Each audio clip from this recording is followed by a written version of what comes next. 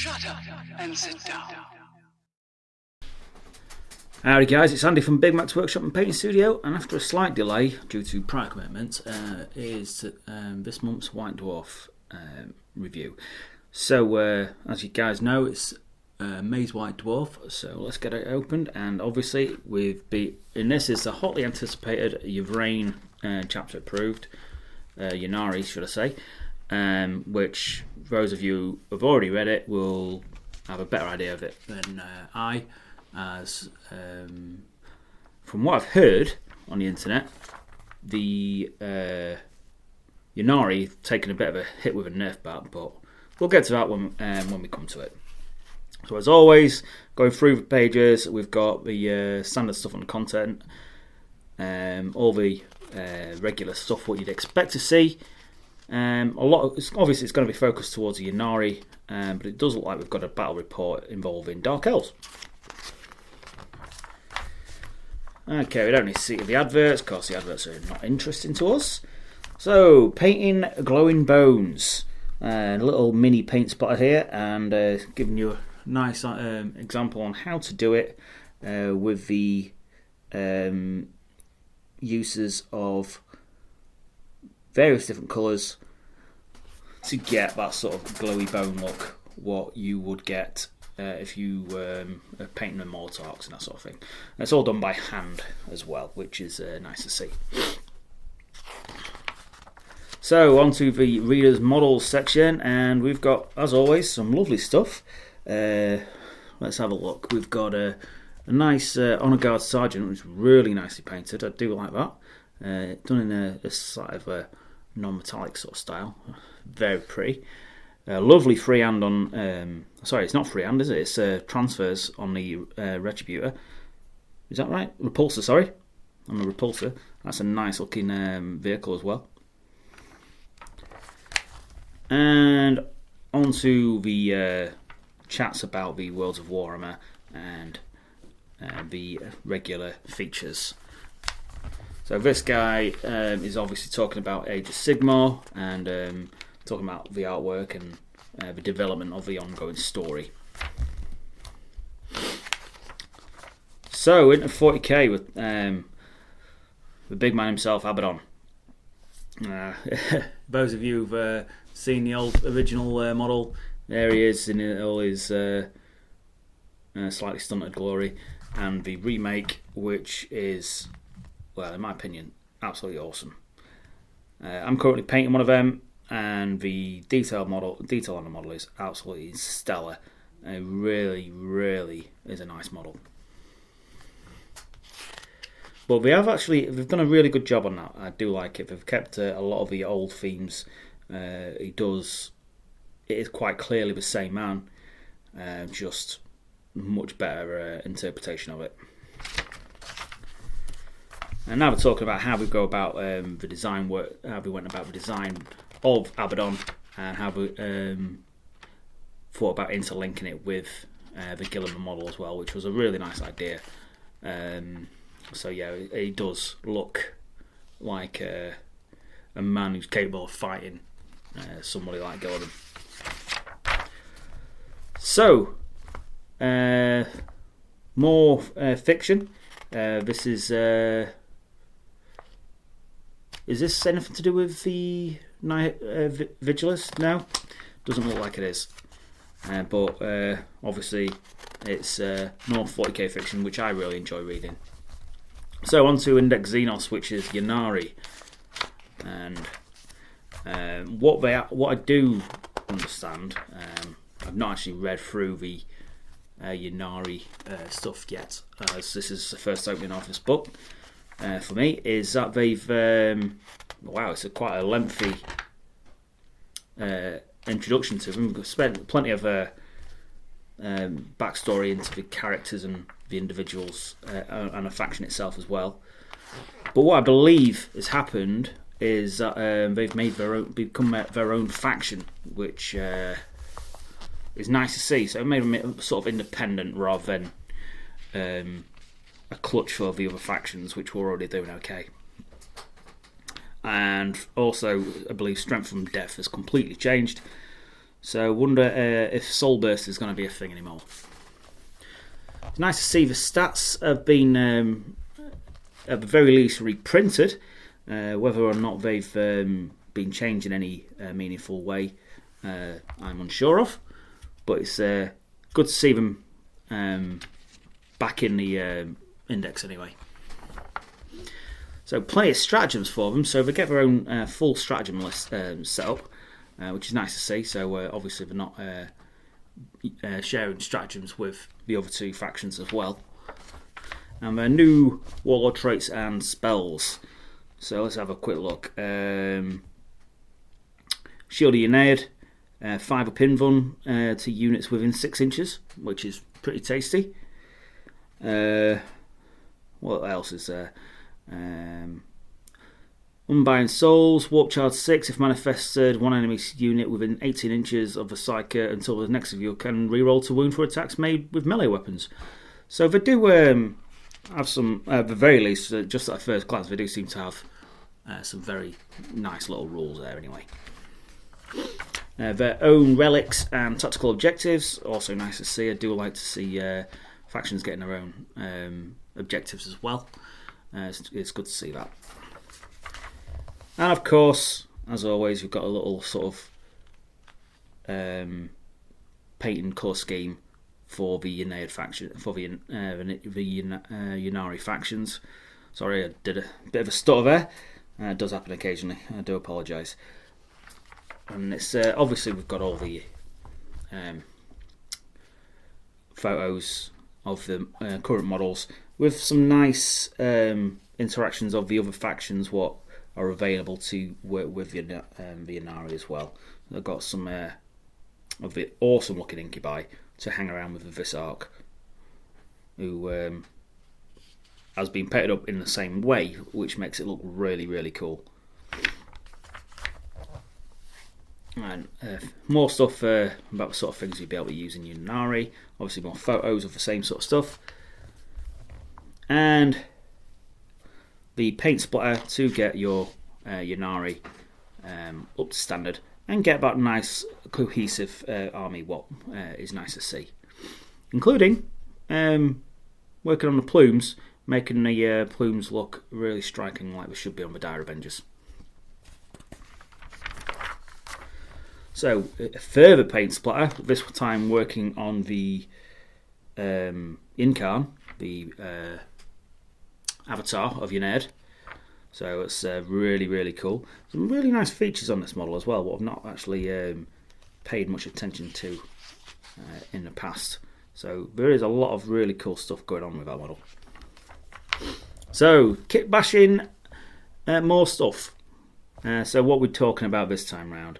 This is a kit bashed Space Marine Captain on this one. Obviously Primaris, given a slightly different pose, different equipment, because the standard pose is a bit dull. More kit bashed Marines, some nice Templar, Black Templar Primaris Marines. Some really cool conversions on them. Nice nice uses of the the upgrade kits. It's good to see them showing how this sort of thing's done. It's nice to see that. So what we got here, that is looks like a sergeant for a Devastator squad, which is pretty cool. A very nice purple colour. I do like him. There's only a head swap on the chaplain, which for those of you who've got Conquest will be aware it comes out this week with the Conquest magazine.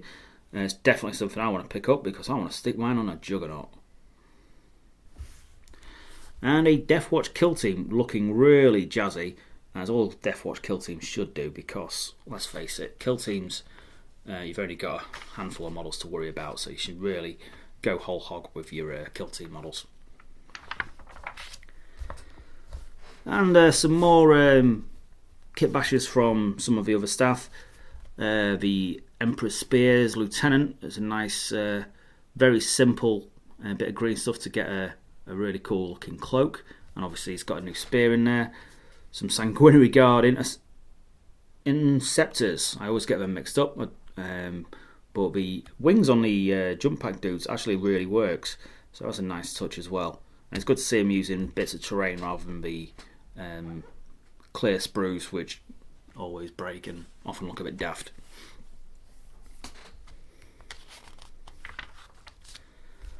Yet even more of the kitbashy things. I do like kitbashers.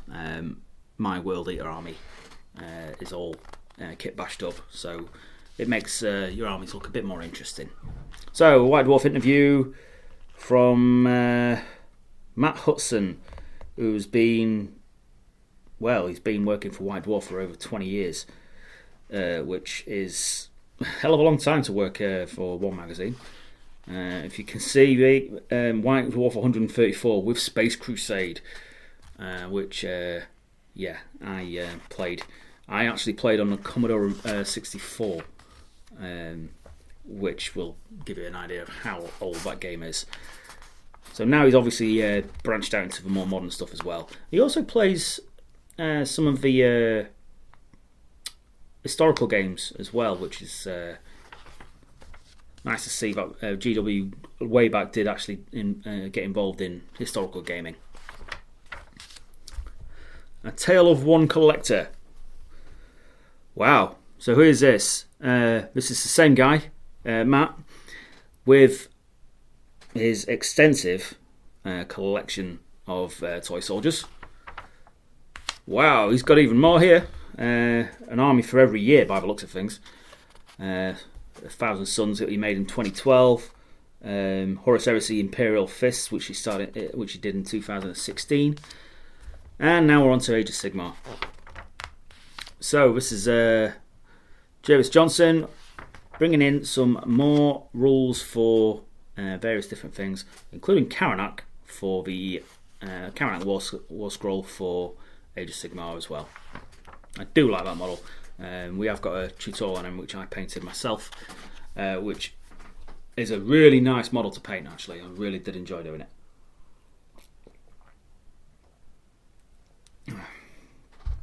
So this month's talking about the Realms of Shadow, which is what we used to know as a